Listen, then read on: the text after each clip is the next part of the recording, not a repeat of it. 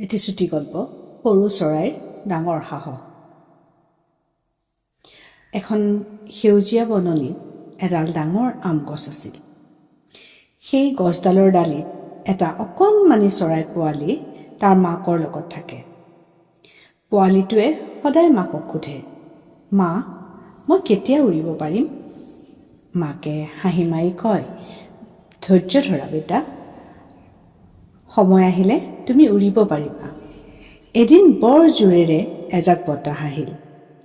বতাহত গছৰ ডালবোৰ দু খাই গৈছিল।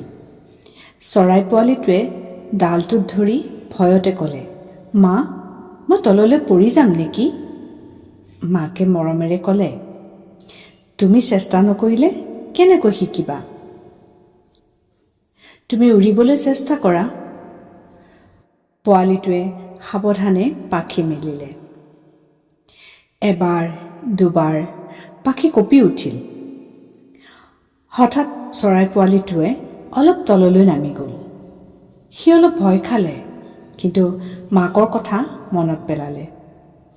চেষ্টা কৰা বন্ধ নকৰিবা। পোৱালিটোৱে পুনৰ সাহস লৈ পাখি জোৰেৰে মেলিলে।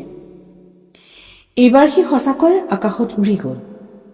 নীলা আকাশত সৰু চৰাইটোৱে আনন্দেৰে উৰি ফুৰিব ধৰিলে। সি চিঞৰি চিঞৰি ক'বলৈ ধৰিলে, মা, মই পাৰিলোঁ, মা, মই পাৰিলোঁ। মাকে হাঁহি মাৰি ক'লে, যিয়ে সাহস কৰে আৰু চেষ্টা নেৰে সি এদিন সফল হয়। চৰাই পোৱালিটোৱেও বুজিলে, ভয় কৰাটো স্বাভাৱিক, কিন্তু নেৰানেপেৰা চেষ্টাইহে সফলতা আনি দিয়ে।